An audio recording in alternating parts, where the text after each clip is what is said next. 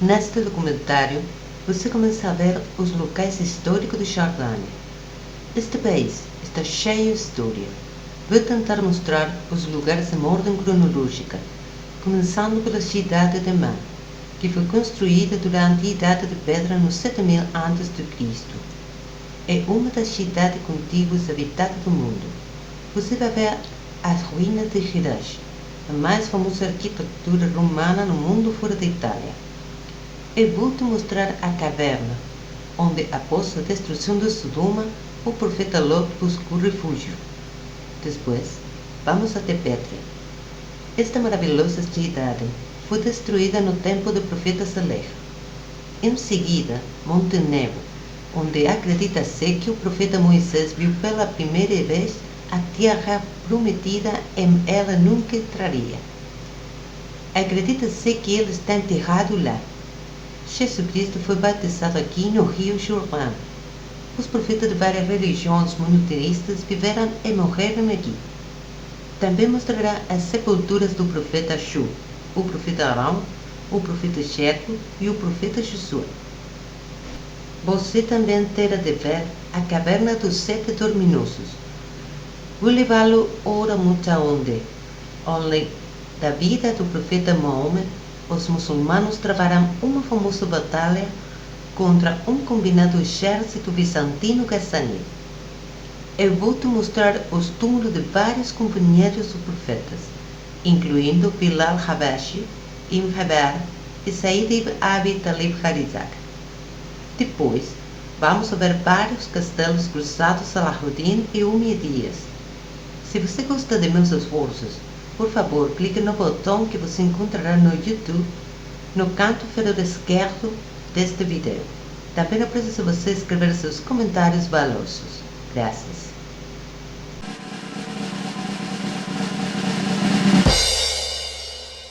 Wadi Arun é um grande e lindo canhão cercado por montanhas enormes com formas estranhas, como areia do deserto na cor rosa que sobe verticalmente.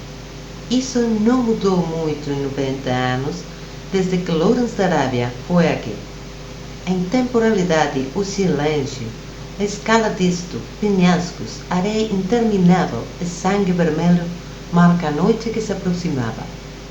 Vale captar esta imagem na Tornaron. Estas montanhas são 1840 metros. O canhão é de cerca de 120 km ao sul de Petra e cerca de 55 km a leste da cidade portuária de Aqaba. A palavra árabe Wadi Arun significa o Vale da Lua. Esta área é um dos mais importantes destinos turísticos da Jordânia e atrai muitos turistas estrangeiros. As atividades mais populares no meio do deserto incluem acampar sob as estrelas, passeios a cavalo, caminhadas a escalas entre as enormes formações rochosas. O famoso filme Lawrence da Arábia foi filmado aqui. Esta área é muito grande e não quero acabar na Arábia Saudita. Peguei um jeep de 4 rodas como um guia local. O motorista levou-nos em todos os lugares, incluindo um monte de areia que era assustador. Ele é agora o lar de várias tribos do Beduíno. Wadi Arun foi habitada por várias gerações. Essas pessoas amigáveis e hospitalárias do deserto ficam em Wadi Arun em acampamento nômade que está espalhado por toda a área. Fui convidado para compartilhar um chá de menta nesta tenda preta beduína e aceitou-se sua oferta amigável. Nesta caverna, há petroglifos que estão gravados nas paredes, representando seres humanos e antípodos que datam dos tempos tamúdicos. A gruta fica a cerca de 1 km de comprimento e comprimento escuro. É perigoso ir, pois pode conter cobras e escorpiões. Este pó colorido na entrada é usado pelas mulheres beduínas como maquiagem. Aqui, no labirinto de arenito monolito e rocha de granito, é desenho rupestre antigos encontrados de 4.000 anos. Como qualquer canhão, você pode desfrutar o eco das suas chamadas. Aê! Aê!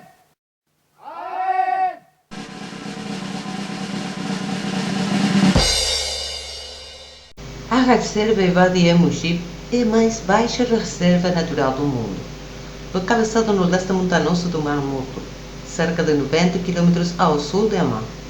A reserva tem 220 km². Foi criado em 1987 para a vida do pássaro que a reserva suporta. Entende-se ou montanhas Kerak e Madaba ao norte e ao sul, chegando 900 metros acima do nível do mar em alguns lugares, e o rio entra no Mar Morto. Wadi Mushib é bíblico rio Arnon. O Arnon sempre foi uma grande linha divisória, pelo menos por algum tempo, antes que separava o período hebreu, os moabitas, aos moreus. Mais tarde, quando os israelitas estavam atravessando o profundo vale do Arnon, no caminho para a terra prometida, os amorreus se esconderam nas cavernas, com a intenção de atacar os viajantes desavisados. Mas a Arca de Aliança, que precedeu os filhos de Israel, fez para as alturas e vale afundou a subir. Como resultado, os amorreus, que estavam escondidos nas cavernas, foram escamados e os israelitas salvou de ataque planejado. O milagre teria sido desapercebido pelos israelitas se Deus não tinha feito o bem ser acompanhado de vômito parte dos corpos. Neste ponto, os filhos de Israel cantaram também a música.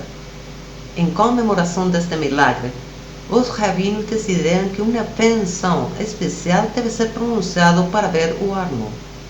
Se você quiser entrar, você tem que ir até o córrego no leito do barranco, contra a corrente poderosa.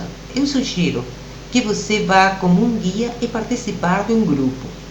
Há vários lugares que você deve usar cordas e escadas para subir. A viagem termina nesta incrível cachoeira, onde se pode desfrutar. No caminho de volta, você pode flutuar na piscina de cachoeira. No meu caso, a certeza de que foi uma experiência incrível.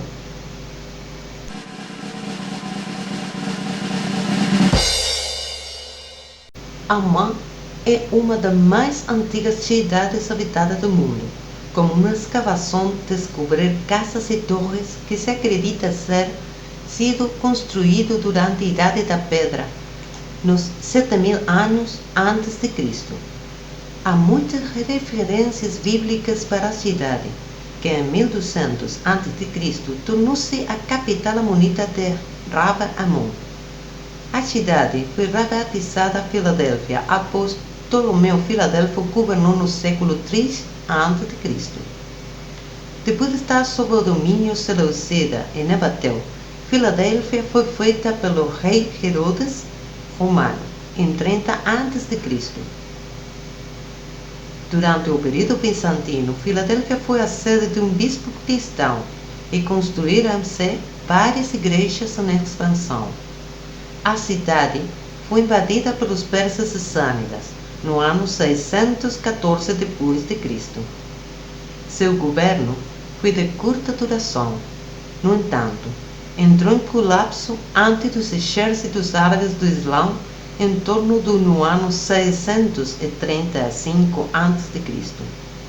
O nome da cidade voltou à sua origem semita de Ammon ou Amman, construída sobre 7 colinas, ou Jabals, cada qual mais ou menos define um bairro. Descendendo a cidadela e a 5 minutos a pé, ao leste do centro da cidade, e o Teatro Romano, e a relíquia mais óbvia e impressionante da antiga Filadélfia. O teatro foi construído durante o reinado de Antonino Pio entre 168 a 160, e um depois de Cristo. É cortado no lado norte de uma colina que uma vez serviu como uma necrópole ou cemitério. É muito semelhante em Tzikin para o anfiteatro em Shiraz e pode acomodar 6.000 espectadores. O teatro ainda é usado periodicamente para eventos esportivos e culturais.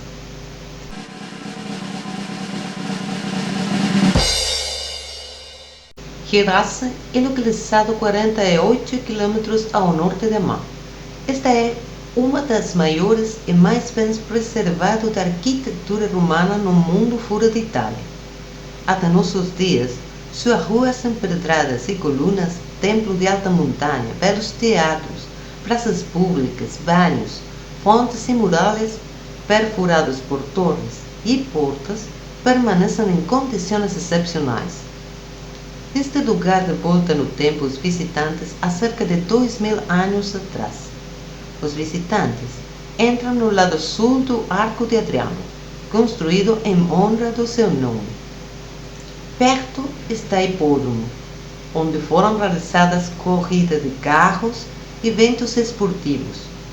Um pouco mais para baixo da pista, a Porta do Sul fez parte da parede do quarto século depois de Cristo. Dentro das paredes remanescentes da cidade, os arqueólogos encontraram o resto de povoados neolíticos.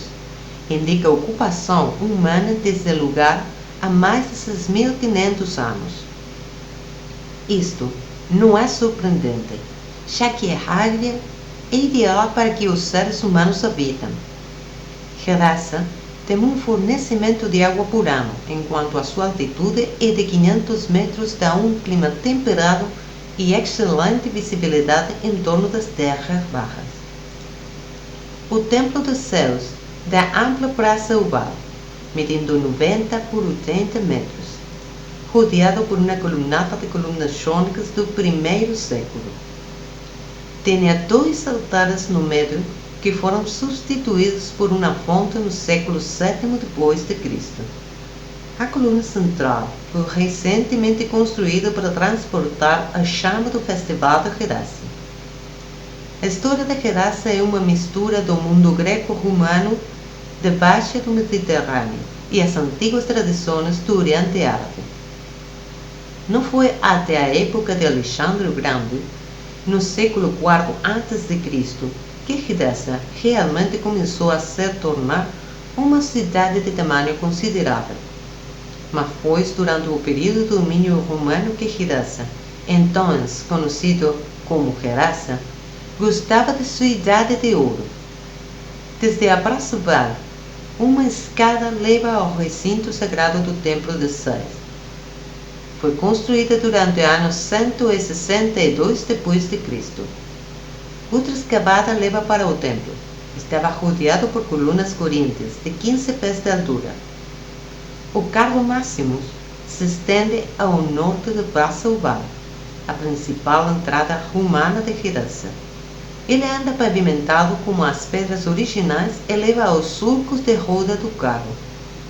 Como parte da reurbanização da rua, por volta do ano 170 d.C., as colunas jônicas originais foram substituídas por uma colunata coríntia mais decorativa.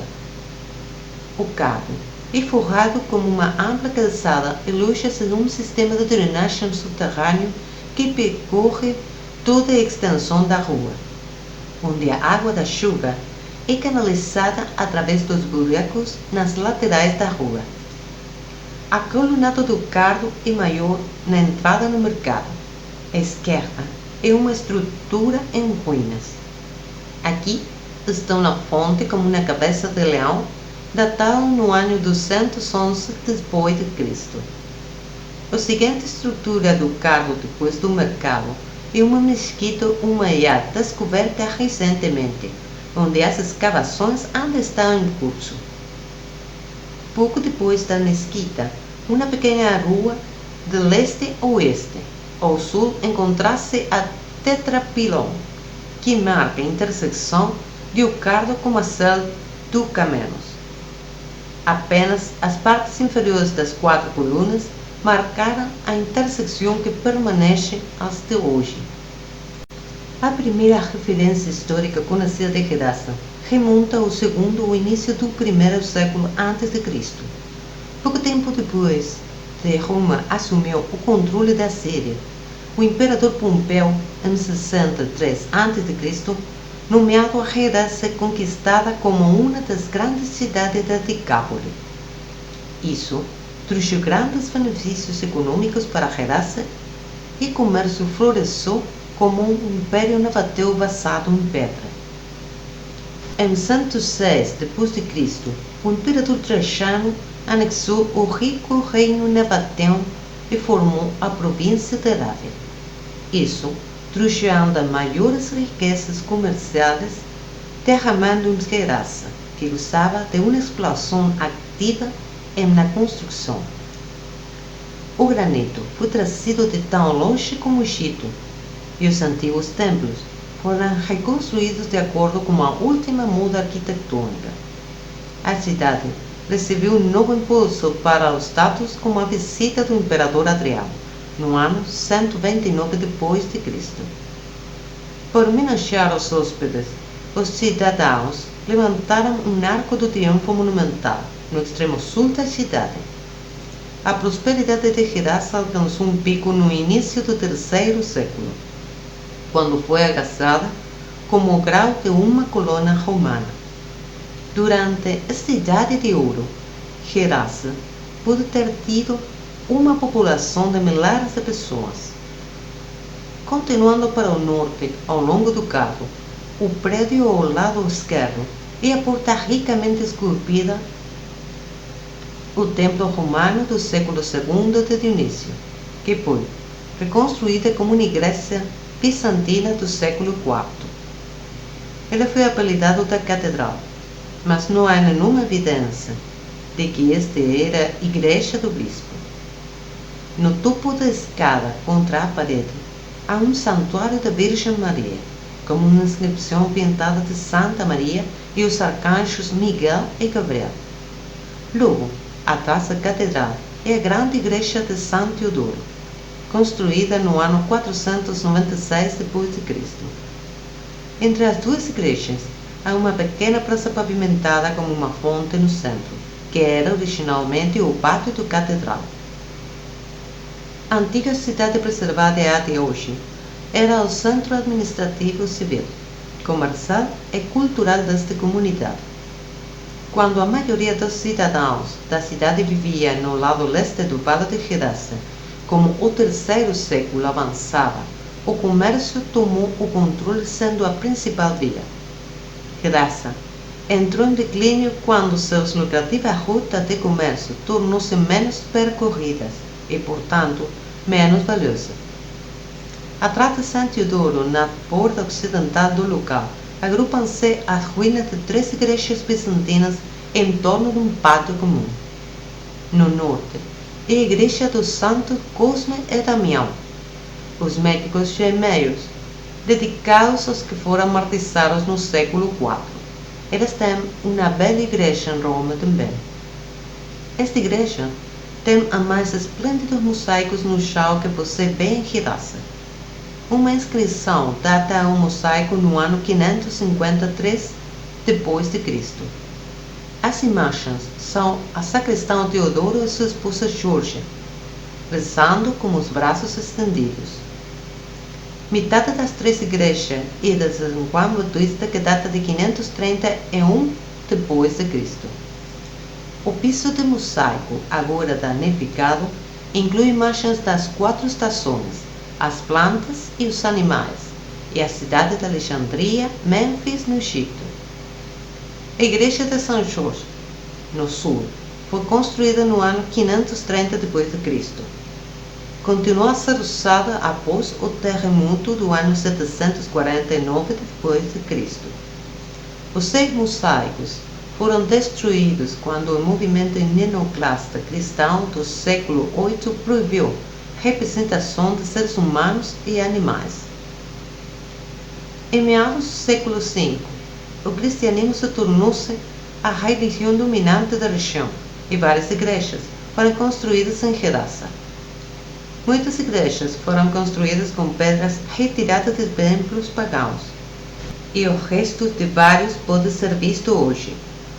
Gerasa também foi atingida pela invasão persa do 614 d.C. e conquista muçulmana no ano 636 d.C. Uma série de terremotos no ano 749 d.C. fez sérios danos à cidade e acelerou seu declínio, e a população caiu para 4.000 habitantes. Os cruzados descrevem Hirasa como desabitada e foi abandonada até sua redescoberta por ano 1806, quando um viajante alemão encontrou e reconheceu uma pequena parte das ruínas. A cidade antiga foi enterrada na areia, o que explica a sua conservação extraordinária. Revelou-se gradualmente através de uma série de escavações que começou no ano 1925 e continua até hoje.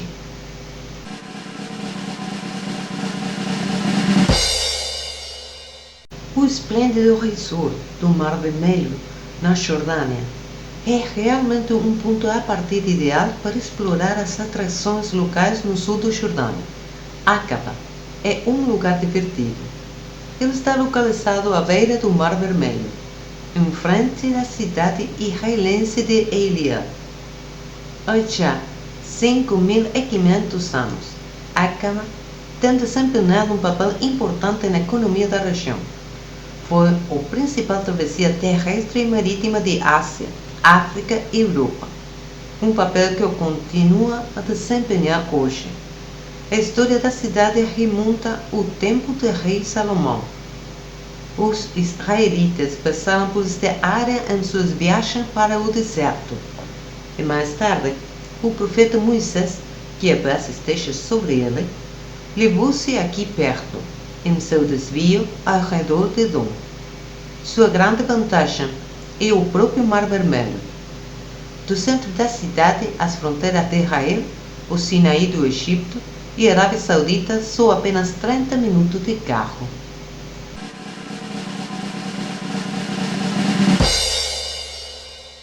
Este é o túmulo de Nabi Hassir, localizado em Massal, também conhecido como Profeta Asher, que era um dos 12 filhos do profeta Jacó, que a paz esteja sobre ele, nascido no ano de 1562 a.C. Indo para a parte inferior de sua tumba, há uma entrada que cai para a caverna que contém o túmulo grande. E achei o seu filho no volume de Jerusalém chamado Nis Hassir. Em hebraico, Nis Hassir significa filho de Hassir. De acordo com o livro do Gênesis, Asher fez a venda de seu irmão José, a paz esteja com ele, a escravidão. Asher instalou com sua família na terra de Canaã, até a data, na Jordânia. O livro de Gênesis também afirma que, em seu leito de morte, Jacó, a paz esteja com ele, abençoou Asher, dizendo que a pão será gordo e deliciar-se como rei. Alguns muçulmanos acreditam que ele era um profeta. Só Deus sabe o melhor.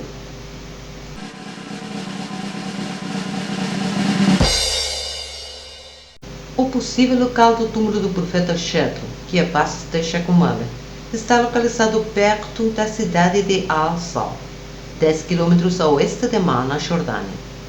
No Islã, ele é conhecido como profeta Shu'aib alayhi salam. A área também é conhecida como Wadi Shu'aib.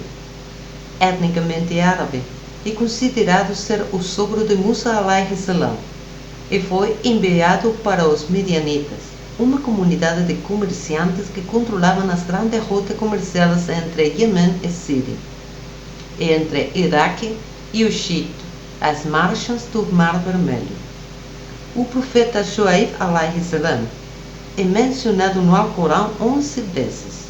Os Midianitas eram originalmente verdadeiros seguidores do profeta Ibrahim alayhi salam, mas gradualmente, ao longo dos séculos, havia se envolvido em desobediência e pecado.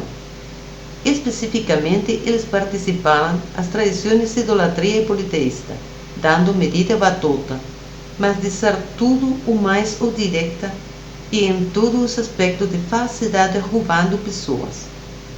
O profeta Shu'aib alayhi salam estava perturbado ao ver seu povo praticar maldade. Ele aconselhou-os a buscar o perdão de Deus. Infelizmente, a comunidade não prestou atenção à sua advertência e ameaçado de castigo depois de anos de pregação, Deus lhe pediu para deixar a sua comunidade e seu povo, porque seriam posteriormente destruídas por um terremoto.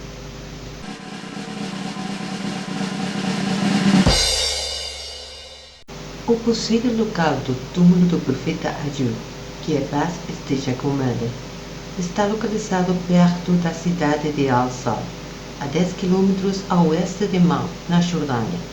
Ele é considerado um profeta no Islã e é conhecido como profeta Ayyub alayhi salam. Esta é a sua sepultura. Ele é mencionado no Corão várias vezes. Sua história no Islã é semelhante à da Bíblia hebraica. A linhagem do profeta Ayyub alayhi salam vai para o profeta Isaac e do profeta Abraão alayhi salam. O profeta Ayyub alayhi salam tinha um monte de propriedade na terra de Asham, dinheiro, gado e muitos filhos e servos. Então, Deus afligiu o profeta Ayyub alayhi salam, fazendo perder todo o seu dinheiro. Todos os seus filhos morreram. Ele ficou doente com uma doença grave. O profeta Ayyub alayhi salam foi afligido com esta doença por tanto tempo que sua paciência com a sua doença se tornou famoso. As pessoas diziam: isto requerer a paciência do profeta Ayyub alayhi salam, usando-o como um exemplo de uma pessoa paciente. Um dia, após 18 anos de doença, o profeta Ayyub alayhi salam encontrou um anjo que lhe disse para bater no chão com o pé. O profeta fez isso e saiu água da terra. O anjo disse a ele para tomar banho com água a beber. Ele assim o fez e foi curado. Foi como tinha sido antes. Então, Deus fez a profeta jovem novamente. É narrado que o profeta Job morreu com a idade de 93 anos.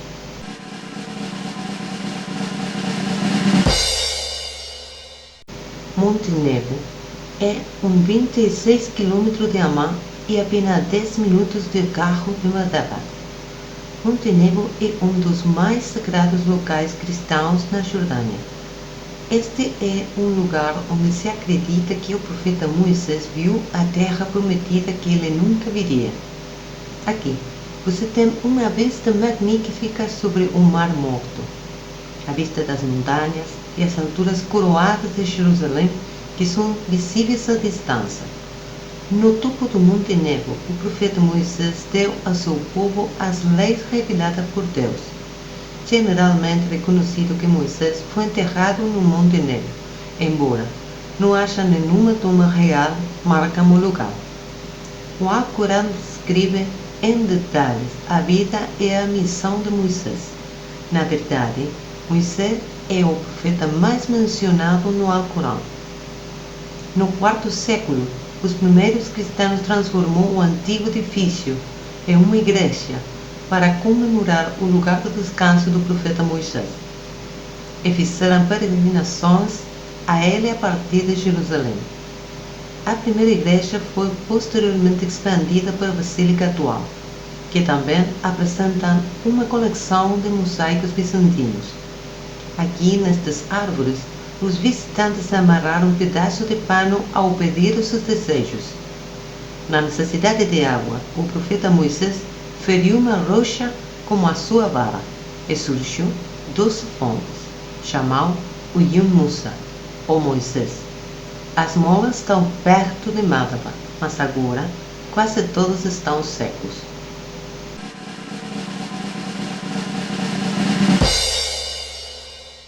O túmulo de Jusa bin Nun Efraim, que a paz esteja com ele, está localizado perto da cidade de Al-Sal, 10 quilômetros a oeste de Amman, na Jordânia.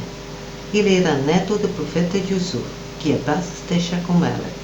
Ele estava muito perto do profeta Moisés, que a paz esteja com ele, e tomou seu lugar como líder de Bani Israel após sua morte.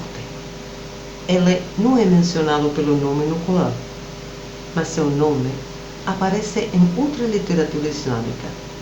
Foi considerado por alguns estudiosos de clássicos como o sucessor da profética Musa, enquanto outros a veem como um homem piedoso, mas não como um profeta.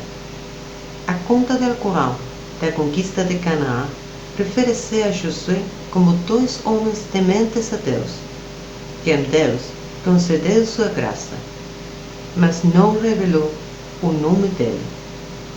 Depois que o Bani Israel fugiu à escravidão no Egito e foi vagando pelo deserto por 40 anos, o profeta Musa, que a paz esteja com ela, morreu perto de Wadi al-Maqdis, muitas vezes conhecido como Terra Prometida. O profeta Yusha bin Nun, que a paz esteja com ela, assumiu e dirigiu a Bani Israel no rio Jordão e nas proximidades de Jericó. Era uma esplêndida cidade com grandes palácios. Ela cercou a cidade por 6 meses e depois, como uma empurrada final, levou seu exército e conquistaram. Ele viveu entre 110 ou 127 anos.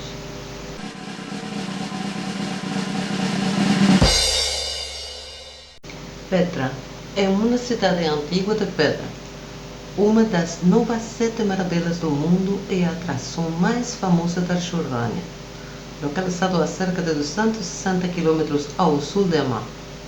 Petra é famosa pela sua arquitetura escavada na rocha e sistemas de água. Outro nome de Petra é a cidade rosa, para a cor da pedra em que foi esculpida. Os caçadores de arca perdida foi rodado aqui. Este sítio também foi usado no filme A Última Cruzada como esconderijo de Santo Grau. Uma das primeiras coisas que você pode ver ao redor da entrada de Petra são 3 grandes blocos, entre 6 e 8 metros de altura. A tradição diz que contivessem gênios para proteger a cidade. Nos tempos antigos, Petra pode fora abordada da planície de Petra, ou possivelmente desde as terras altas ao norte. Hoje, a maioria dos visitantes vê a cidade antiga do Oriente. A impressionante entrada oriental leva rapidamente através de um desfiladeiro estreito e escuro, a lugares com apenas 3 ou 4 metros de largura chamados Sheikh. O Sheikh é uma grande fenda na terra, feita nas profundezas da atividade sísmica que tem atormentado a área desde então. Tal como na antiguidade, nos aproximamos do centro de Petra pelo Sheikh, uma fenda profunda e sinuosa na rocha, 1,5 km que varia em largura de 5 e 200 metros. Devido à longa distância, decidi montar um cavalo, mas você pode caminhar ou ser transportado em uma carruagem puxada por cavalos. À medida que você progride através do Sheikh, existem carreiras com torres de montanhas íngrêmes, mais de 200 metros de ambos os lados, criando uma cena majestosa. Mas o Sheikh pode ser tão bonito como ele é mortal. E em 1993, um torrente-aguaceiro repentino feito de água através do estreito de Filadelfia e 28 pessoas morreram afogadas em um dilúvio do qual não havia escapatória. 4 vezes na história da Península Arábica, os árabes juntos dos desertos conquistaram outras nações. O primeiro descrito no Alcorão como o povo de Ad, e a Bíblia descreve isto como uma aliança de tribos liderada pelos Edomitas, que viveu na terra de Uz. Em última análise, os egípcios esmagados, a aliança que as restantes tribos dispersaram e tornaram-se pequenas e isoladas tribos no deserto. Finalmente, Saudita junta-se novamente, desta vez sob a direção dos Midianitas. O Alcorão e a Bíblia registram ter claramente quando as tribos se uniram sob a liderança de Midian e desafiaram as nações fora da península. Desta vez, eles encontraram a derrota em sua costa leste. Muitos séculos depois, as tribos de Ismael tomou a liderança, desta vez sob a direção da tribo Nabateu, descendentes do filho mais velho de Ismael. Este império seria diferente, porque a espinha dorsal deste império era o comércio e não a força militar. Os judeus costumavam chamá-los nabateus, e o Alcorão os chamou o povo de Tamur. A sociedade tamudiana foi governada por uma família real que se inclinou para o espírito da democracia. Com sua incorporação ao Império Romano, Petra alcançou a altura de seu crescimento, com uma população estimada entre 20 e 30 mil habitantes. Mas o destino da grande cidade de Petra começou a declinar com a mudança da rota do comércio do norte de Palmira na Síria. Em seguida, nos 360 anos depois de Cristo, o desastre os atingiu ainda mais difícil, com o intercâmbio de tradições humanas. Petra foi devastada por um grande terremoto que destruiu suas estruturas independentes. Felizmente, as grandes rochas que foram esculpidas edifícios foram preservadas. A cidade foi redescoberta por exploradores europeus no século XIX. Naquele tempo, qualquer conhecimento local da história da Petra tinha caído no esquecimento e foi substituído por uma lenda. Sua estrada estreita e sinuosa no Oriente, através dos penhascos elevados que protegem o sítio, continua sendo uma das maiores experiências para o visitante de hoje e é, provavelmente, responsável para a crença de que foi aqui que o profeta Moisés golpeou a pedra para obter água para seus nômades após a saída do povo do Egito. E a primeira das histórias ligadas ao profeta Moisés, agora associado à base inteira de Petra. O vale que divide o centro da cidade Bela foi batizado de Vade Musa, um nome que foi encontrado pela primeira vez nos registros dos cruzados. Finalmente cheguei ao final do Chico. O rachadura, de repente, se abre para fora sobre o mais impressionante de todos os monumentos de Petra, chamado Al-Kasneh, que em árabe significa tesouro. Um dos mais elegantes restos de qualquer sítio antigo conhecido, escavado na rocha da encosta da montanha, e sua fachada levanta-se a mais de 40 metros de altura. Al-Kasneh obtém sua descrição monetária de uma lenda. Dizem que uma vez os piratas esconderam seus tesouros lá. Mais tarde, os ladrões de beduínos periodicamente disparam armas no prédio em tentativas para encontrar o lendário tesouro. E buracos de balas são claramente visíveis hoje. Na realidade, o tesouro é uma tumba tamudiana real, provavelmente ou possivelmente foi o famoso o rei Aretes IV, o promotor mais entusiasta de arquitetura em Petra. Dentro da enorme porta sólida, a câmara do túmulo tem um desígnio interior simples dos monumentos funerários da Petra. E a própria fachada, um dos melhores exemplos de tal tamudiano, que mesmo depois de 2000 anos, ainda impressiona o espectador e entra no pátio frontal do Chico Tortuoso. Petra era a capital dos tamudianos, da língua árabe, semitas, e o comércio do centro de caravanas, cercada por pedras enormes e regado por fluxo perene. Petra não só tem as vantagens de uma fortaleza, mas controla as maiores rotas de comércio que cruzou em Gaza, no ocidente, de Bosra e Damasco ao norte, a Aqaba e Luce, vinda do Mar Vermelho e do deserto para o Golfo Pérsico. Eles fornecem alimentos, água e proteção da passagem das caravanas. Nos tempos antigos, Petra era um lugar verde e vibrante, regadas pelas chuvas sazonais que caíram sobre a falésia e no vale do deserto. Esta água é essencial para a vida de Tamudianos que tinha dominadas habilidades de engenharia hidráulicas. Eles ficaram surpresos como engenheiros. Ele canalizara a água por uma série de esgostos de cerâmica forrados, tornando possível a vida neste canto árido.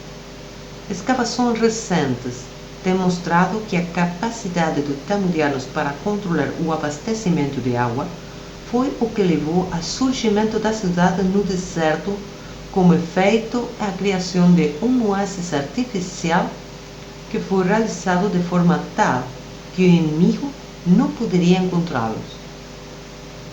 A evidência arqueológica mostra que os tamudianos controlam as inundações com o uso de barragens, cisternas e canos de água.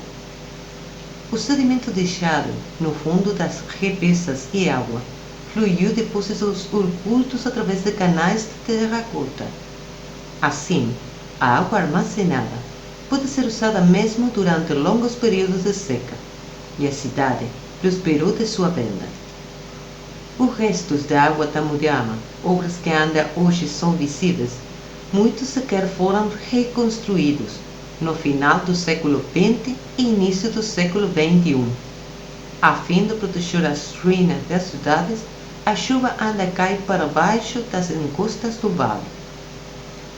Um pouco mais longe, no centro da cidade, ao pé da montanha chamada Neher Ha, um teatro enorme, localizado em uma maneira que atrai o maior número de túmulos e o ponto onde o vale se abre para a planície do cerco da cidade. O tesouro é revelado como efeitos surpreendentes. Na verdade, o anfiteatro foi cortado em vários túmulos e encosta durante a sua construção.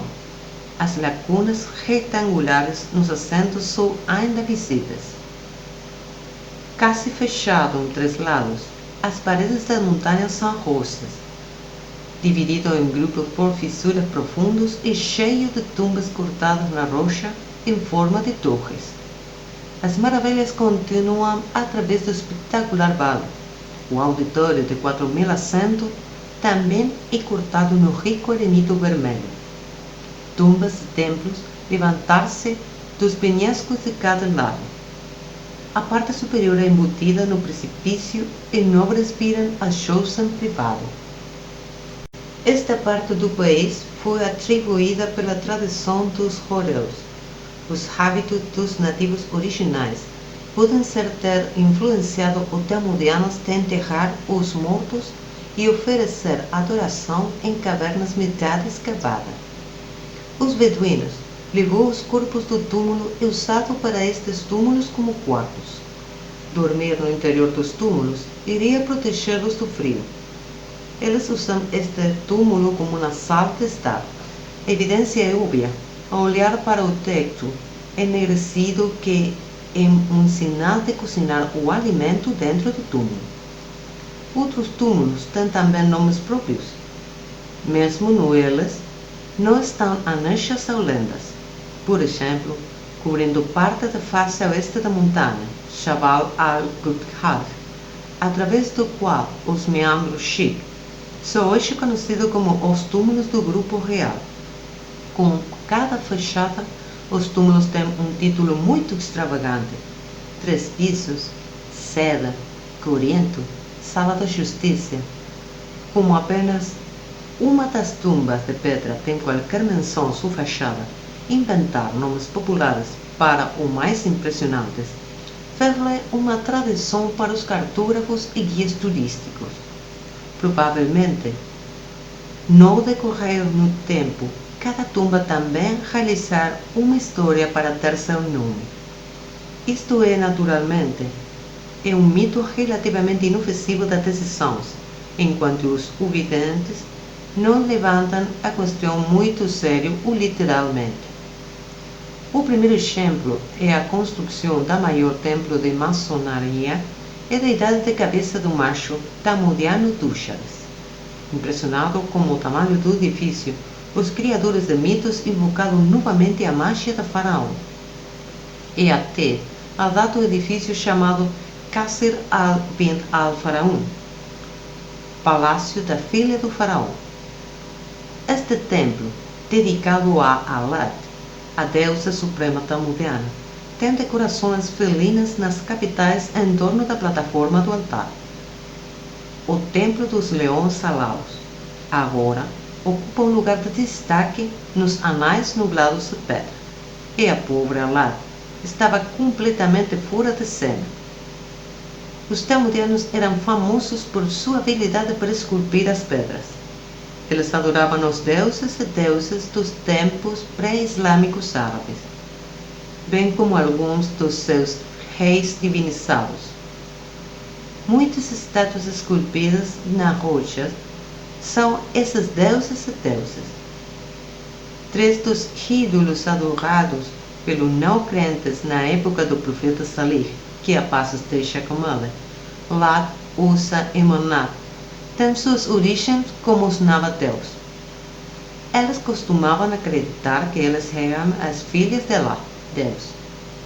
O povo de Tamur é uma tribo mencionada no Corão que são conhecidos eram uma quantidade substancial. Fontes históricas confirmam que uma cidade conhecida como Tamur existiu há muitos anos.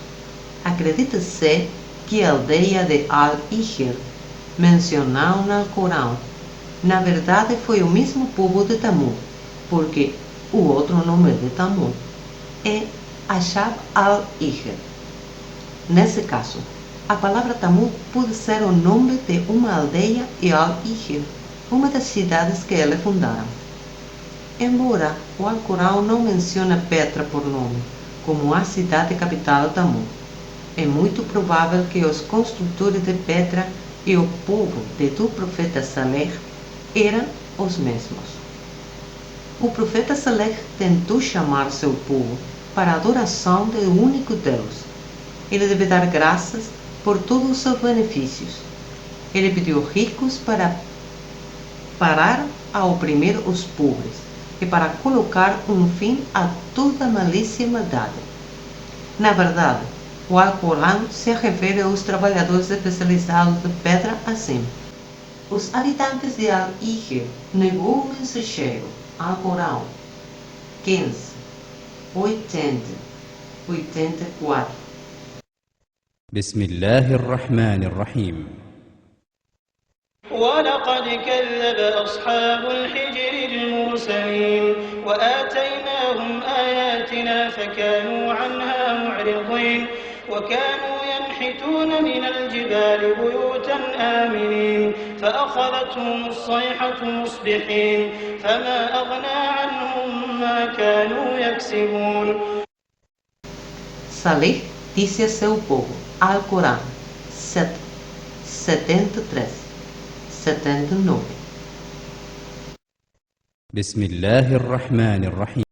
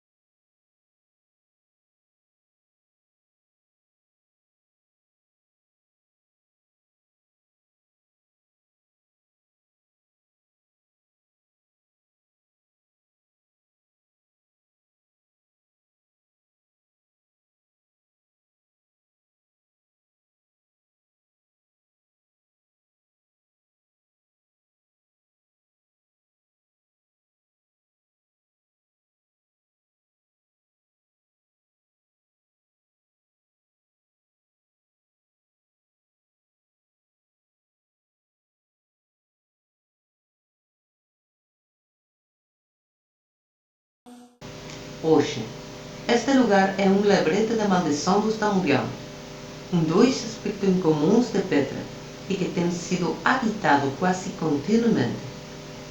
Para 1984, muitos de seus edifícios foram para a casa aos beduínos locais, que foram transferidos para uma habitação moderna perto da cidade adjacente ao Wadi Musa.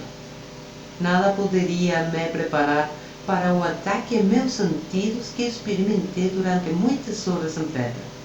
Claro, eu tinha visto fotos, até estudado literatura relacionada com alguma profundidade, para testemunhar a grande escala, a magnitude e a habilidade do lugar, que foi verdadeiramente surpreendente.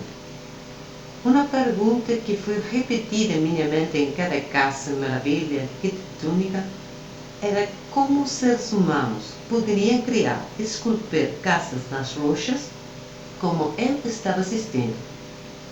Habitações esculpidas nas rochas pareciam feitas quase como uma engenharia reversa.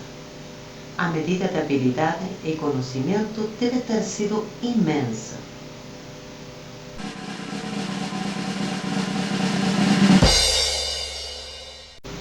Betânia, além do Jordão, é um pequeno afluente do rio Jordão que alimenta cerca de 5 molas. A tradição diz que essas fontes fornecem a água que foi usada por João Batista para batizar. É 1 hora ao sul da cidade de Amman, ao lado da estrada ao Mar Morto. Portanto, deve deixar o carro e participar de uma excursão da micro-ônibus para o local acompanhado por uma guia jordaniana. Foi-me dito que a área está minada, então deve ficar como um guia. Quase 20 minutos a pé na estreita passagem, coberta por arbustos grossos secos, em uma atmosfera muito tranquila. Uma grande experiência e uma grande emoção quando pensamos na história onde Jesus e São João tinham caminhado o mesmo caminho anos atrás. No lugar do batismo, agora não tem água. É completamente seco e a poucos metros foi do histórico rio Jordão. Este lugar foi visitado pelo Papa João Paulo II em março de 2000 e disse: em minha mente vejo Jesus vem para as águas do rio Jordão, não longe daqui, para ser batizado por João Batista. 50 metros do rio Jordão, os bizantinos construíram 3 igrejas para comemorar o batismo de Jesus por João. A primeira igreja foi construída sobre palafitas devido a inundações. O rio marca a fronteira entre Jordânia e Cisjordânia. É apenas um lugar onde você pode aceder ao rio. Há um lugar na Cisjordânia guardado por soldados israelenses, assim como em outros lugares na Jordânia que é guardada por soldados jordanianos. No lugar do batismo, o rio Jordão é muito estreito, provavelmente só tem entre 3 e 4 metros, 10 a 12 pés de largura, e do outro lado do rio é Israel. Havia muitas pessoas no lado israelense que também foi para ver o rio. Eles devem ser dada uma autorização para entrar no rio e você pode batizar a alguém. No entanto, você tem que entrar, mergulhar e rapidamente para fora da água. Há também uma igreja grega de São João, construída no lugar da velha igreja. Ela tem belas pinturas murais. Ela também tem alguns ossos humanos colocados para ser visto. No livro de Gênesis, Deus refere-se ao vale do rio Jordão, próximo ao Mar Morto, como o jardim do Senhor. Acredita ser o local do jardim do Éden. Para os cristãos, esta região inspira sua fé. Este, possivelmente, é o lugar onde Deus falara primeiro a Moisés. É a terra santa, onde Deus dera os 10 mandamentos, que sofreu o emprego e foi recompensado por sua fé. onde Chaco lutou como anjo de Deus e onde Jesus foi batizado por João. O tempo pode estar muito quente, então você tem que usar roupa apropriada e colocar um chapéu. Um rápido spray repelente de inseto é uma obrigação, pois há moscas hematógrafas, sanguessugas, que são muito irritantes. Enquanto eu não sou um cristão, foi uma grande sensação de visitar este lugar sagrado. Esta visita foi realmente memorável para mim.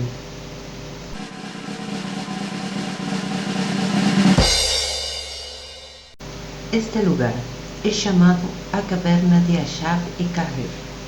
Esta caverna está localizada no subúrbio de Amman. Por volta do ano 250, o rei romano, chamado Dacianus X, iria adorar ídolos. Um jovem excluiu o culto pagão, acreditando na unicidade de Deus e os ensinamentos do profeta Isa, que a paz esteja com ela. Ele atraiu para outro menino e depois outro para formar um pequeno grupo. Quando o rei soube da sua rebelião, emitiu uma ordem para matá-los. A fim de salvar a sua fé, elas fugiram. Finalmente, chegaram à caverna onde foram feitas orações a Allah, Deus, apenas para acalmar. Decidiram descansar lá por um tempo, deixando um local chamado Kidmir, perto da entrada como um guardião. Deus os colocou elas e o cão a dormir por 300 anos. Estas são as tumbas bizantinas que os corpos foram removidos. No teto da caverna, há um buraco no qual a luz solar entra e ilumina a caverna. Há muito tempo atrás, havia uma pequena igreja construída em cima da caverna.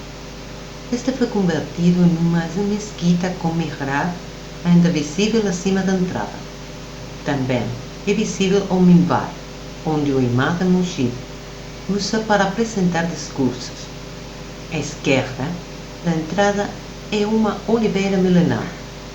No fundo você pode ver a bela mesquita que foi construída recentemente. Continuando a história, quando os homens morreram, eles foram enterrados na mesma caverna, juntamente com o seu cão. O Alcorão descreve o seu sono no versículo 18, Surah Kahf. بسم الله الرحمن الرحيم إذ أوى الفتية إلى الكهف فقالوا ربنا آتنا من لدنك رحمة وهيئ لنا من أمرنا رشدا فضربنا على آذانهم في الكهف سنين عددا وتحسبهم أيقاظا وهم رقود ونقلبهم ذات اليمين وذات الشمال وكلبهم باسط ذراعيه بالوصيد لو اطلعت عليهم لوليت منهم فرارا ولملئت منهم رعبا وكذلك بعثناهم ليتساءلوا بينهم قال قائل منهم كم لبثتم قالوا لبثنا يوما أو بعض يوم قالوا ربكم أعلم بما لبثتم فابعثوا أحدكم بورقكم هذه إلى المدينة فلينظر أيها أزكى طعاما فليأتكم برزق منه وليتلطف ولا يشعرن بكم أحدا. O Alcorão afirma que o período de tempo que estes dorminosos passou na caverna era de 300 anos, em que o tempo de seu povo foi alterado o calendário de solar a lunar. Portanto, o período de seu sono era então 309 anos. Quando eles acordaram, não tinham ideia de quem dormiu durante séculos e pensaram que elas tinham dormido apenas algumas horas. Quando eles mandaram um deles para comprar comida, o comerciante ficou surpreso ao ver como moedas antigas gradualmente em tempo real que haviam passado na caverna veio à luz. Esses blocos são túmulos de pedra artesanais dos 7 dormentes. Alguns anos atrás, o governo tomou todos os corpos a partir de massa e, depois de um enxame, colocou todos os ossos em um túmulo que tem um orifício através do qual os ossos dos 7 dorminosos podem ser vistos. Também são mostrados os ossos do cão. Muitas pessoas vêm aqui para ver a caverna e o milagre de Deus.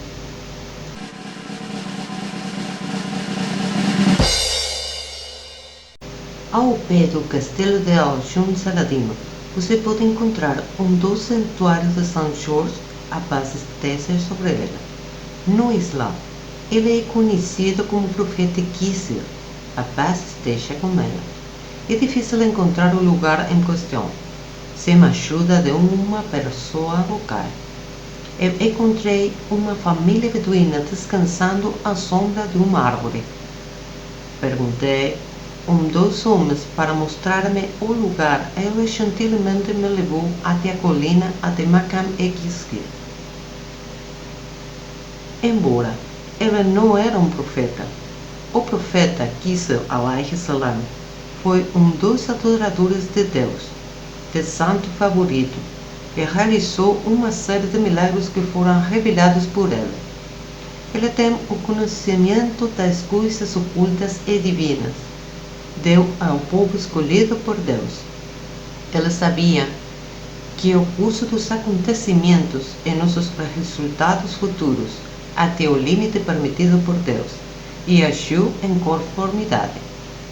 Todos os estudantes do povo do livro concordam que o indivíduo é descrito como um escravo nosso que havia concedido a nossa misericórdia e que tenhamos dado a nosso conhecimento direto. No versículo 65 de Surat Al-Kahf, é o bendito Khidr alayhi salam. O profeta Khidr alayhi salam tem muitos santuários na Jordânia e em outros países.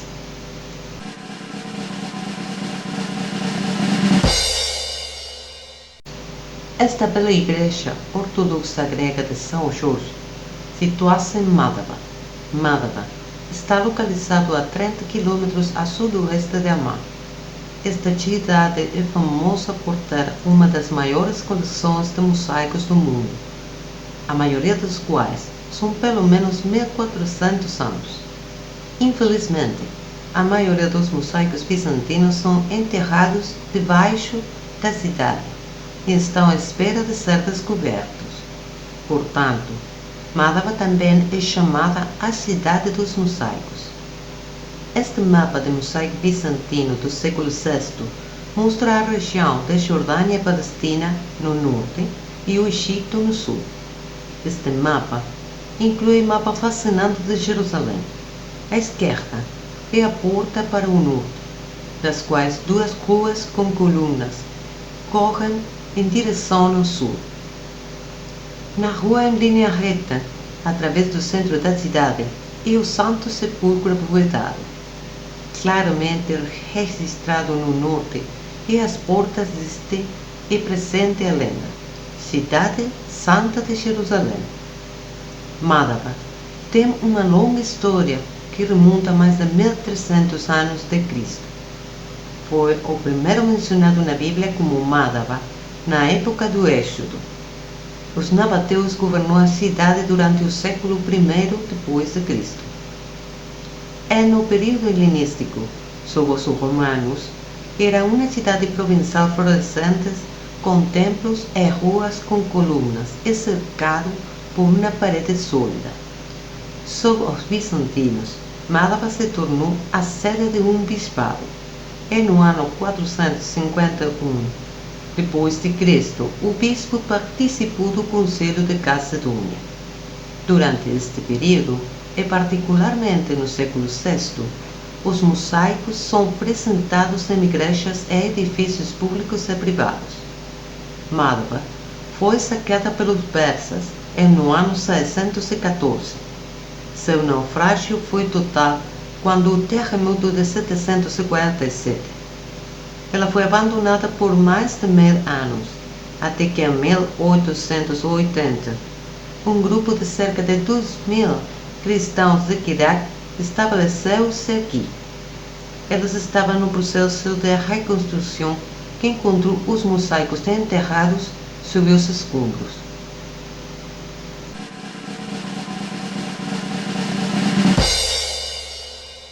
Mutar é um lugar perto de Iraque, no sul da Jordânia, onde os muçulmanos travaram uma famosa batalha contra um combinado exército bizantino gassânida durante a vida do profeta Muhammad, que a paz esteja com ele.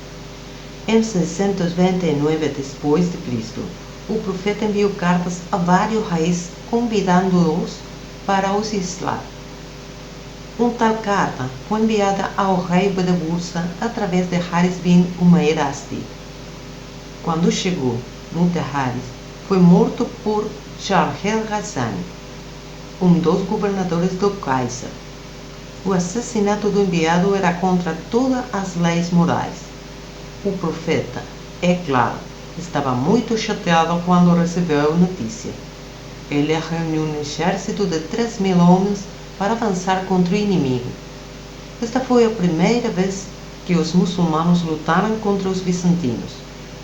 Nesta expedição para Mutar, o profeta, colocado no comando de Said ibn Haritha, e disse-lhe: se Said for morto, Jafar ibn Abi Talib em seguida assumirá o comando. E se ambos morrem em seguida, irá comandar Abdullah ibn Rabaha. Em seu caminho para Amman, Heraclius tinha 100.000 soldados. Os gregos também se juntou a eles com mais 100.000 soldados. Quando os muçulmanos souberam isso, eles começaram a pensar no que fazer, mas seguiram em frente. Quando o inimigo se aproximava, os muçulmanos retiraram-se para uma aldeia chamada Mutar. Lá, ela conheceu as forças e a batalha começou. Said assumiu o comando e lutou até morrer de perda de sangue entre as lanças do inimigo. Quando criança, ele viajava em um comboio quando ele foi atacado pela tribo de Banu Qais. Ele foi levado como escravo e vendido em Meca. Ele foi comprado por Bibi Khadija, que se ofereceu como um presente para o profeta no momento de seu casamento com ela. Mais tarde, o profeta Muhammad tomou-o como um filho adotivo. Said alayhi salam é o único companheiro do profeta, expressamente mencionado no Corão. Após o martírio de Said, Jafar ibn Abi Talib tomou a bandeira e lutou.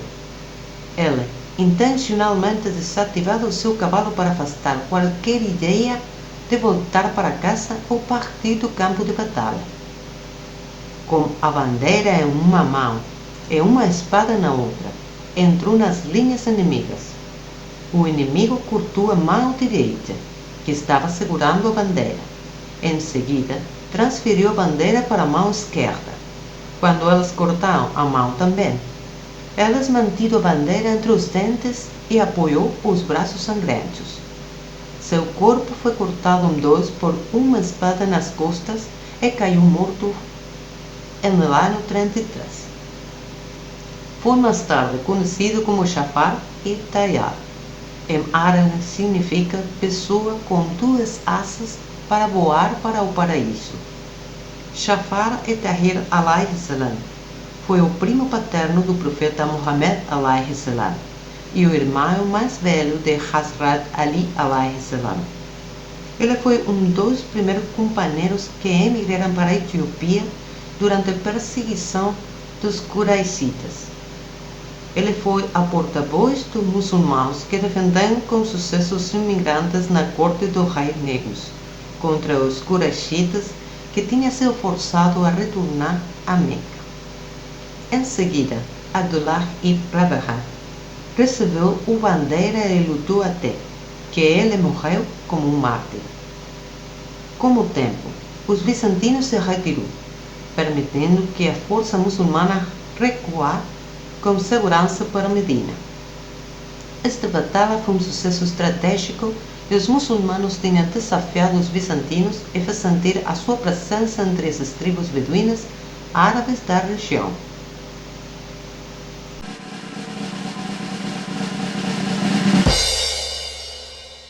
Bilal al-Rabah, ou Bilal al-Habashi, foi um companheiro do profeta Muhammad alayhi salam. Originalmente da Etiópia e nasceu em Meca. Foi um escravo emancipado. Bilal aprendeu sobre o profeta Muhammad alayhi salam e seus ensinamentos. Ele se converteu ao Islã, mas manteve sua fé em segredo. Quando seu mestre aprendeu que ele tinha escolhido para ser um muçulmano, a fim de puni-lo, ordenou a seus servos pô-lo na areia quente e colocar pedras pesadas em seu corpo, para que ele não podia mover. Uma vez que a notícia chegou ao profeta Muhammad alayhi salam, pagou para libertá-lo. Mais tarde, Bilal, escolhido pelo mesmo profeta, se tornou o primeiro muezzin, ou chamador para orações. Bilal al-Habashi foi morto quando ele tinha cerca de 60 anos de idade. Seu túmulo está em disputa. Deus sabe que é melhor.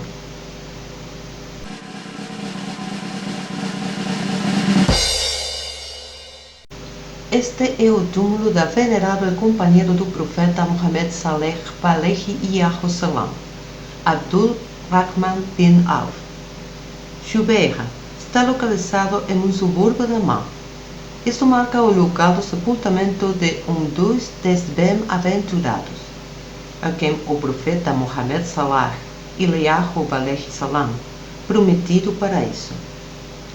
Abdul Rahman bin Auf participou de todas as grandes batalhas e campanhas do Islã, inclusive Uhud, Khandak, a conquista de Meca e Hunayn.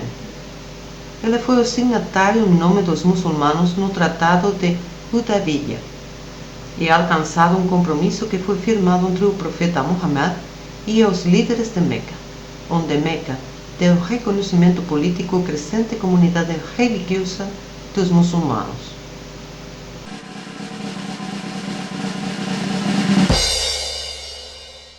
Qasr Karana é um dos mais famosos castelos do deserto, localizado no leste da Jordânia, a cerca de 60 km a leste de Amman. Como ele está localizado ao lado de uma estrada principal, tornou-se um dos castelos mais visitados do deserto. O castelo está localizado ao sul da Estrada 40, uma importante estrada deserta que liga Amman para Asrak, na fronteira com a Arábia Saudita e as áreas remotas de leste da Jordânia e do Iraque. Ela está localizada em uma pequena colina de 15 metros acima do deserto circundante. Acredita-se que foi construída em algum momento antes do século 8 depois de Cristo, durante o primeiro período umayyad, pelo califa umida Walid I, que governou a região na época. A casa grega ou bizantino pode ter existido no local. É um dos primeiros exemplos de arquitetura islâmica na região. O edifício tem 35 metros quadrados em cada lado, com pequenas torres projetando torre de canto arredondado, entrando nas arquibancadas do lado sul. Ela é feita de blocos de calcário bruto, localizados em uma base de argamassa de lava. O caminho é de pedras planas decoradas como um revestimento. Dentro do prédio, há 60 salas, em 2 andares dispostos em torno de um pátio central, como uma piscina de água de chuva no centro. Muitos dos quartos têm pequenas aberturas para luz e ventilação. Alguns quartos estão decorados com pilastras, medalhões e seus nichos em gesso. Qasr Karana combina diferentes tradições regionais com a influência do Islã para criar um novo estilo. As tradições da construção sírias influenciou o design do castelo, com aplicações técnicas e áreas de construção. O projeto é o pátio de Casa de Cedro, influenciado pelo costume bizantino e romanos. Alguns dos quartos estão dispostos em torno de um salão e há um outro apartamento em torno de um pátio central. Como o edifício sasânida, o sistema estrutural do castelo é arco-transversais que sustentam o telhado. No lugar, era necessário alterar ligeiramente as técnicas de construção. Os arcos não estão ligados a paredes, mas foram posicionados com braços. O peso total da estrutura mantém estes elementos juntos. Foram utilizados novos materiais de construção, tais como madeira, lentéis, permitindo a construção de ser mais flexível e resistir a sismos. Os conceitos islâmicos públicos e privados ficaram satisfeitos com as ranuras estreitas com vista para o exterior e do exterior, com grandes janelas nos terraços interiores e norte separam os dois apartamentos. A sala é o lado sul, reservada para oração. As fendas nas paredes não poderia usar os arqueiros como eles tinham uma abertura incorretamente. Em vez disso, serve para controlar as poeiras e de luz, que são também utilizados para tirar vantagem das diferentes depressões de ar para arrefecer os quartos utilizando o efeito de Venturi. Casa Carana tinha uma variedade de programas de defesa, agrícola ou comercial, semelhantes a outros palácios unidos de Grande Síria. Casa Carana provavelmente teve um consumo de água temporária devido à sua huerta limitada. Existem diferentes teorias sobre o papel do castelo. Ele poderia ter sido uma fortaleza, um lugar de encontro para os beduínos, entre si o governador Umayyad, usado como um local de descanso para caravanas.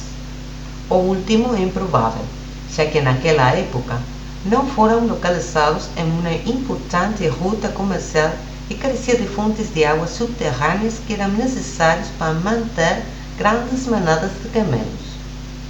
Nos séculos seguintes, o castelo foi abandonado ou desprezado. Foi danificado por vários terremotos. Alois Mussel redescobriu em 1901 e no final de 1970 foi restaurado.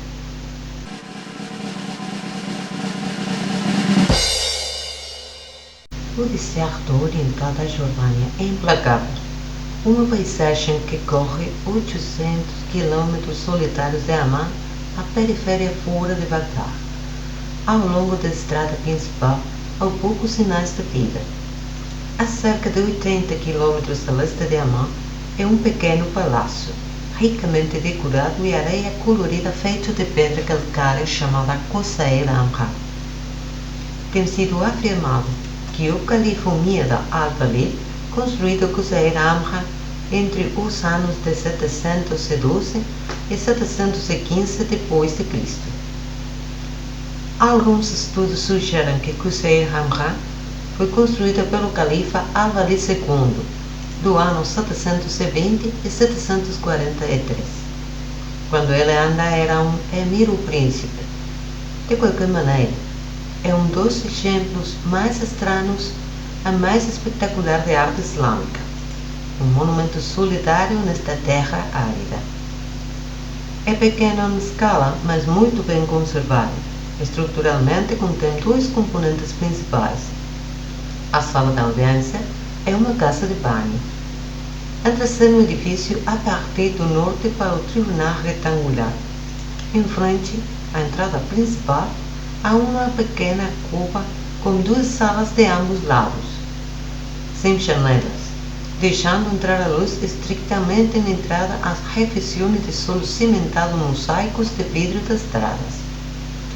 As três salas que compõem os banhos romanos incluem apoditário ou guarda-roupa, um tempidário ou sala quente, juntamente com uma câmara abovedada para o queima de caça. Estes quartos estão localizados a leste da entrada principal do salão. Um deles é um túnel arqueado e outra é uma abóbada cruzada. O terceiro contém uma cúpula. A sala principal não é grande. Tem 3 naves abovedadas. Está entre o primeiro de seu tipo, 14 pés de comprimento e 11 pés de largura. A porta na parede, Oeste leva a um complexo que tem construído uma casa de banho alimentando-se da água da chuva armazenada em uma cisterna subterrânea. Leste dos Caldários existe um túnel corredor abovedado que se estende em um recinto retangular que é exposto. Arquitetonicamente, as características mais impressionantes de Qasr Hamra é seu sistema de abovedadas, especificamente no uso de arcos transversais. A incidência destas características demonstra uma forte influência oriental, como não há exemplos conhecidos ocidentais destes arcos, pelo menos até o final do século XI. Qusayr Hamra é famosa por afrescos ricamente pintados que decoram cada um dos seus quartos. Estas pinturas representam uma variedade de tópicos, incluindo cenas de caça, atividade esportiva, imagens mitológicas e representações astronômicas. Por exemplo, a pintura na cúpula do Caldário são o signo do zodíaco com ilustrações das principais constelações encontradas no hemisfério norte. Esta representação é de importância monumental, porque é o primeiro exemplo conhecido de uma representação estelar sobre uma superfície que não era plana, mas semicírculo. Outro grupo igualmente importante de afrescos é no tribunal. Na abside na Câmara Trono há uma pintura que comemora o dignatário real, possivelmente representando o califa, sentado sobre um dossel de pano cercado por pássaros e monstros. Esta imagem se comunica com a parte sul da parede oeste. Há uma outra representação com 6 figuras vestidas esplendidamente, 3 dos quais estão em primeiro plano. À direita, com os braços estendidos, e outros 3 localizados por trás deles. Através das paredes, você pode ver manada de antílopes, cães e caçadores em perseguição. A principal palácio de Qusayr Hamra é apenas uma estrutura do local maior. No início de 1970, a missão arqueológica espanhola havia escavado a área e encontrou o resto do pátio de um castelo pequeno, mais de 300 metros a noroeste. A missão também revela no resto de uma torre, um complexo hidráulico composto por um poço, roda gigante e cisterna. Qusayr Hamra parece ter sido abandonada logo após a morte de Al-Walid em 744 d.C. No início dos anos, avançados revolucionários barreu o poder dos Umayyades, alegando restaurar a dignidade a um asfaltado califato para os ímpios e com fome de poder. Tudo o que fazemos para Al-Walid, Qusayr Hamra dá uma imagem clara do que a civilização está fazendo. É uma meditação sobre coquetel eclético de ingredientes gregos, romanos, persas, pagãos e cristãos, que se combinam para produzir a primeira cultura tribunal islâmica.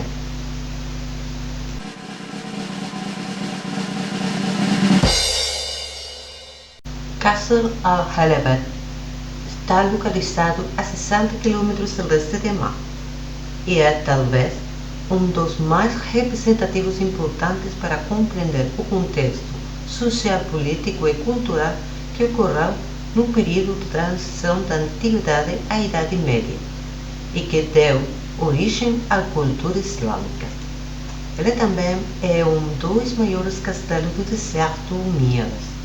Foi construído durante o terceiro século e depois reconstruído no quarto e oitavo séculos. O edifício principal é de 44 metros de lado a lado, com 4 grandes torres nos cantos retangulares. Originalmente tinha 3 andares, como fendas estreitas. O canto noroeste do castelo incorpora uma pequena e antiga fortaleza composta por um pátio e tanque central, cercado por quartos. Encontramos o primeiro edifício no caminho do centro de visitantes. Há uma mesquita adjacente retangular que contém inscrições datadas estilisticamente ao primeiro século da era islâmica.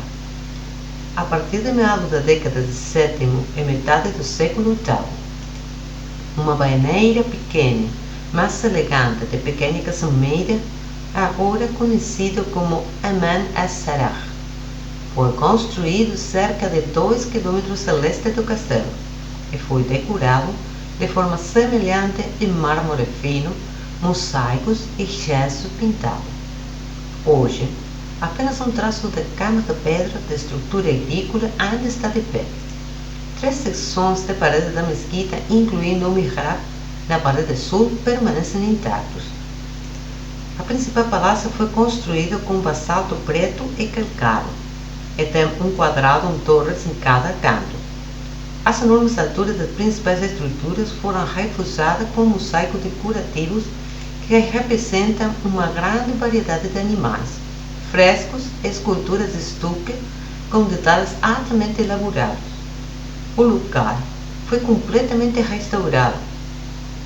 Ao oeste do castelo, os umídas construíram ou reconstruíram pelo menos 5 tanques e um grande tanque de água.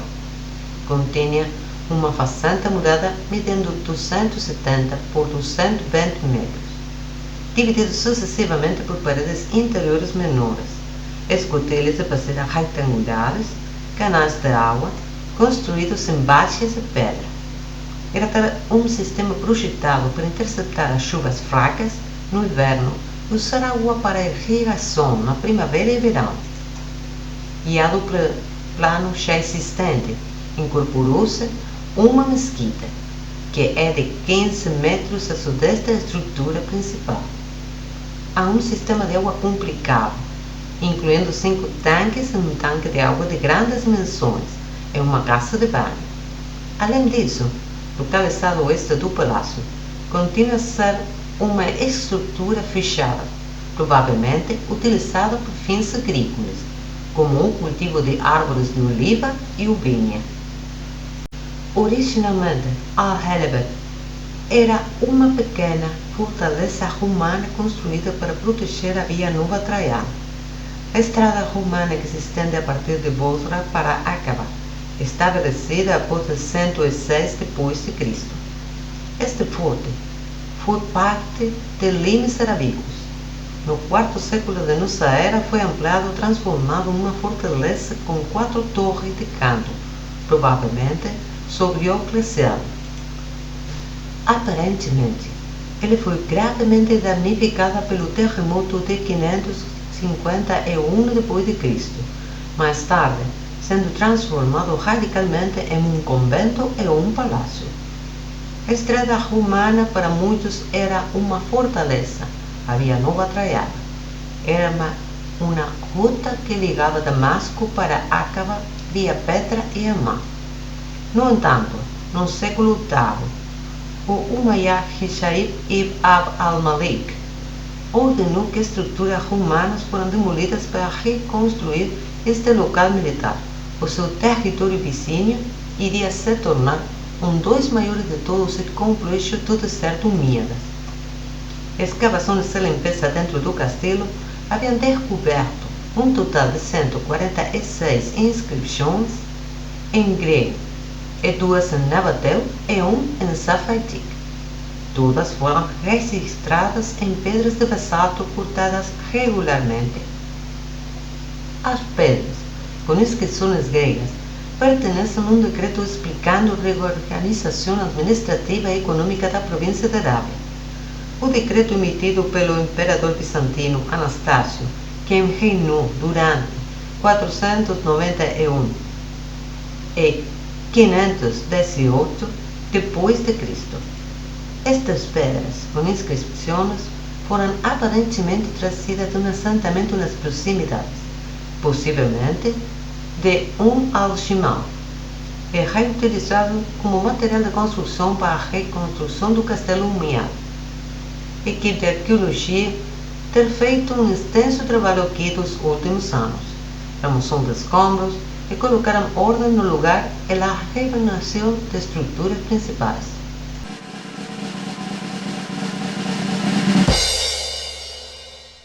é um balneário humaiado localizado na Jordânia, a cerca de 2 km a leste de Qasr al-Khalabah.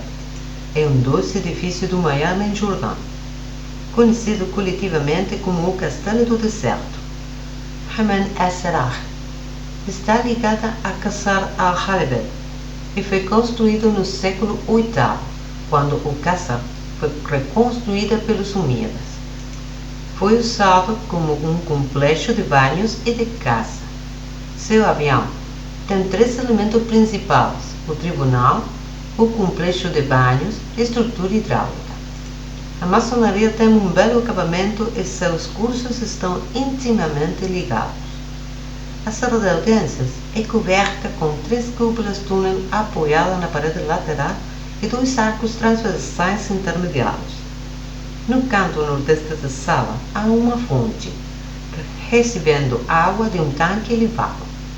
O banheiro em si tem 3 quartos, correspondentes aos quartos frios, morno e quente.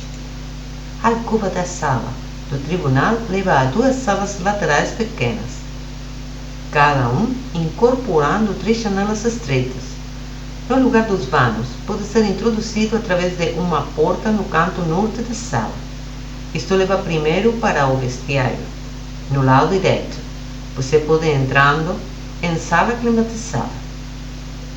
Em frente à entrada para outra sala, ele vai para uma sala baía. O caldário é acessando pelo lado norte da sala, aquecida inclui 2 nichos semicirculares, cada com uma área de janela central, ladeando a cúpula principal. A cúpula em si foi lacada com cimento da roça do lado de fora, com alguns apoios cobertos dentro de cisto.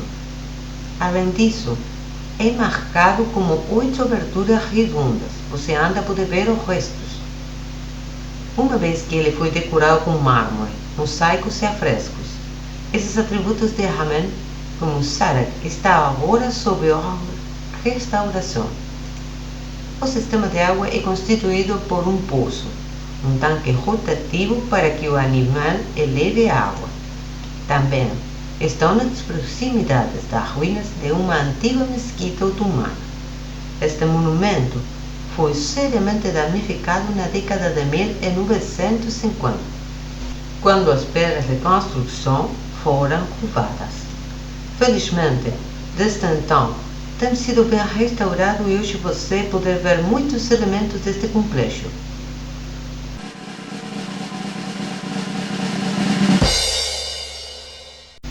O Castelo de Chao está localizado apenas a 35 km ao norte da fabulosa cidade nabatiana de Petra e 228 km ao sul de Amman.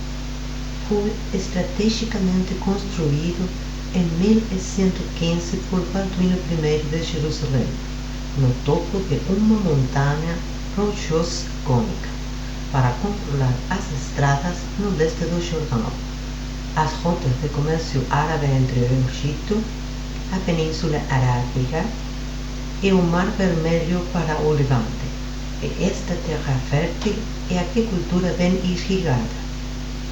Está rodeado por terra relativamente fértil e 2 cisternas que foram esculpidas na montanha, como uma longa e grande escadaria para as águas que estão dentro da mesma colina.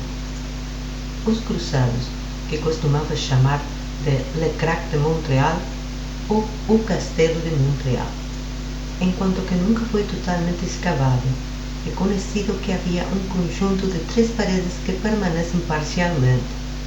As torres e as paredes estão decoradas com inscrições esculpidas que datam das reinações mamelucas do século XV. Mas o interior está em ruínas. Perto do objetivo, tem um poço com mais de 350 passos de escorradeiras espiral, escavada na rocha, descendendo perigosamente para uma doça. Para subir até a entrada, alguns poucos são lixados. Logo, após, passando estas, abaixo à esquerda, você verá a igreja reconstruída. dos dois que há no castelo. Tem um ábside elegante suportado por nichos menores. A sala que leva para o oeste foi a batistério. Na parede norte existem vestígios de canais de água que vêm de cima. Retornando à estrada principal, vire à esquerda. Depois de passar sob os arcos, há uma porta que leva a um mercado extensivo. Nós virei à esquerda e desça 375 passos para uma incrível passagem secreta que leva a uma nascente subterrânea. Finalmente, vemos a superfície através de uma escadaria exterior do castelo, junto à estrada em direção à cidade de Chewbacca. No extremo norte do castelo, há uma torre semicircular com 4 seteiras. A escudeira escada exterior leva à prisão. Se você quer ver inscrições que Currency deve ir para o canto nordeste do castelo, possivelmente datam da época de Saladino. São esculpidas na parte externa da torre de iluminagem em escrita Kufik. Continuando para sul, ao longo do perímetro oriental, será junto à entrada do Tribunal de Balduino I, que foi reconstruída. O tribunal foi usado mais tarde como uma escola de mameluco. Continuando em direção ao sul, atravessamos bem para Baneiros. À esquerda, uma reconstrução só mameluco da torre de monitoramento. Só depois que a torre é a segunda igreja, e uma sala à esquerda da entrada. Um gradente esculpiu uma cruz cruzada que você pode ver na parede acima de uma porta. Na igreja em si, os arcos foram reconstruídos. Sobre a igreja são as catacumbas, que contêm comprimidos islâmicos, esculturas cristãs, pedras esféricas utilizadas nas catapultas e chamam-lhe o trono mais simples do Saladino. A partir das catacumbas, o caminho leva para a porta.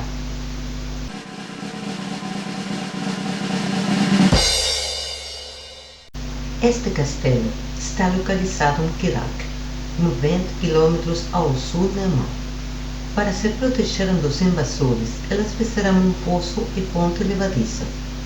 Enquanto o castelo remonta ao século XII, Kirak tem sido uma fortaleza desde os tempos bíblicos. Estas estátuas de deuses nabateanos ainda estão lá. Esta flor roseta representa a vida após a morte. Os cruzados construíram o Castelo Grande em 1161 e tornou-se a residência do Senhor da Transjordânia.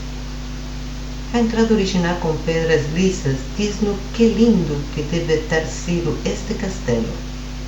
Elas se tornam ricas graças à receita de impostos. Você pode ver como molho grãos. Este é um lagar. Suco de uva fluiu abaixo através do canal que seria coletado e seria usado para fazer vinho. Aqui, um grande forno onde o pão era cozido. Eles construíram esta igreja em um porão. Você ainda pode ver o local do batismo. Após resistir vários cercos no início de 1170, Kirak tornou-se o domínio de Reinaldo de Chatillon, um homem que se tornou conhecido por suas imprudências e barbárie. Ele queria lançar os prisioneiros nesta masmorra. Pergunto-me, por trás desses registros escritos, quantas histórias tristes tem. Anteriormente, esta não foi na masmorra. Costumava ser um túmulo real ou um templo. De qualquer forma, quebrando todos os tratados, Reinaldo começou a saquear as caravanas de comerciantes e peregrinos a Meca. Atacou Gizar, a pátria do Islã. Os árabes invadiram portos de Mar Vermelho, ameaçando até mesmo a própria Meca. Saladino, o governante de Síria e do Egito, reagiu rapidamente. Ele tomou a cidade de Kerak pela força, queimou e estava prestes a invadir o castelo também.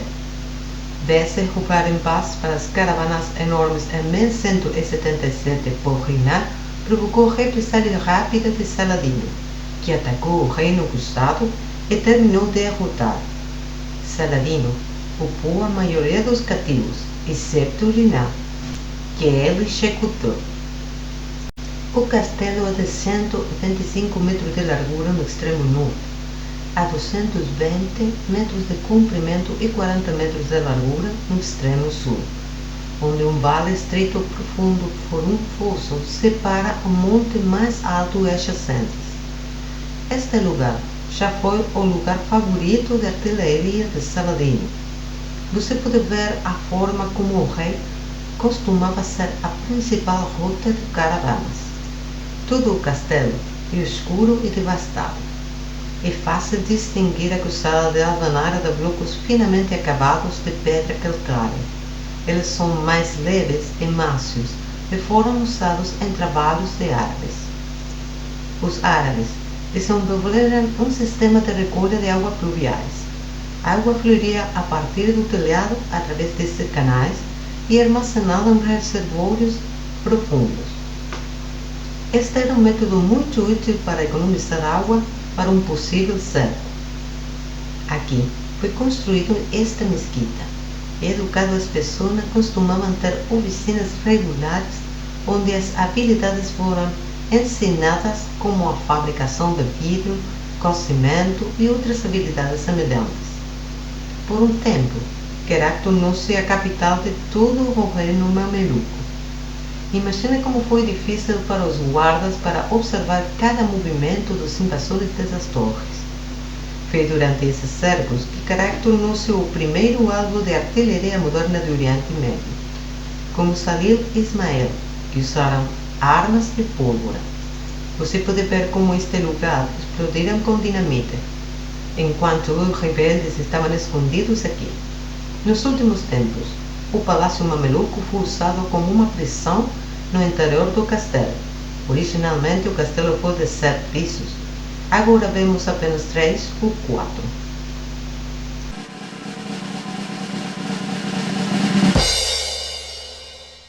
Uma curta viagem para o noroeste de Hirash, através de uma floresta de pinheiros e oliveiras, leva para a cidade medieval de Ahlun. Aqui está o Castelo de Ahlun, construído no século XII por Is al-Din Usama, comandante sobrino de Salah ad-Din al-Ayyubi. Um bom exemplo de arquitetura árabe e muçulmana. Serviu como uma fortaleza militar e amortecimento para proteger Herat, no sul e no oeste das invasões das forças dos cruzados. Outro importante objetivo da forte era proteger e controlar o desenvolvimento das minas de ferro de Ahlun. Explorar o castelo, o viajante se depara com uma enorme gama de ambientes e níveis, construídos em épocas diferentes. Depois de atravessar o fosso, entrar pela porta de frente, você chegará a uma entrada retangular e é o forte mais antigo original. A partir daqui, você pode subir através de vários níveis para o telhado.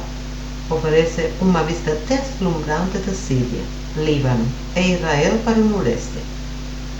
O castelo hoje está muito bem preservado e é atração popular para jordanianos e estrangeiros.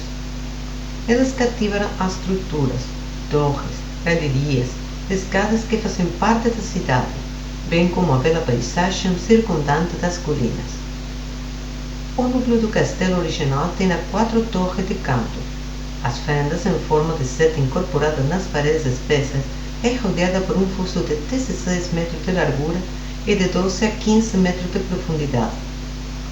Após a morte do Osama, o castelo foi ampliado entre 1214 e 1215 depois de Cristo por Aybak ibn Abdullah, governador mameluco.